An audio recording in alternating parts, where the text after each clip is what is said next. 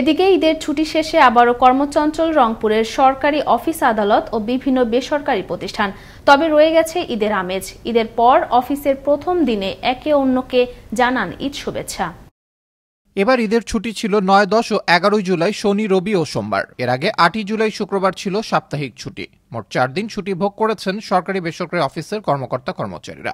অনেকে নিয়েছেন বাড়তি ছুটি, ফলে অফিসগুলোতে উপস্থিতির সংখ্যা কম। খুশি প্রিয়জনদের সাথে ঈদ করতে পেরে, বলছেন ছুটি শেষে অফিসে ফেরা কর্মজীবীরা। ঈদের শেষে আসলাম অফিসের প্রথম অফিস, সবার সাথে কথাবার্তা হচ্ছে।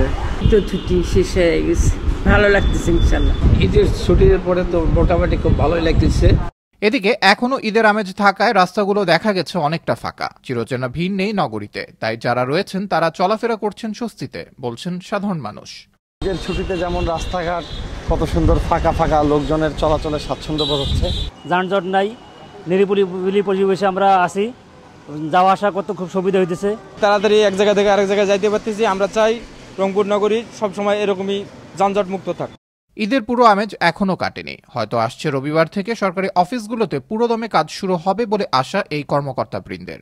পরবর্তী আজকে প্রথম অফিস, এখনো সবাই অফিসে আসেনি, ঈদের আমেজ পুরোপুরি এখনো কাটেনি। আজকে ঈদের পরপরই সরকারি ছুটির প্রথম দিনেই আমরা সকল কর্মকর্তা কর্মচারীরা আমরা অফিস করছি। আবারও ফিরে আসবে ঈদ, আনন্দ উৎসবে ভাসবে দেশ, ভাসবে রংপুর। কর্মব্যস্ততা শেষে পরিবার ও প্রিয়জনের সাথে দেখা হওয়ার প্রতিটি মুহূর্তই হোক এক একটি উৎসব, এমনটাই প্রত্যাশা সবার। আবরার আহমেদ মাহি, আনন্দ টিভি, ন্যাশনাল ডেস্ক।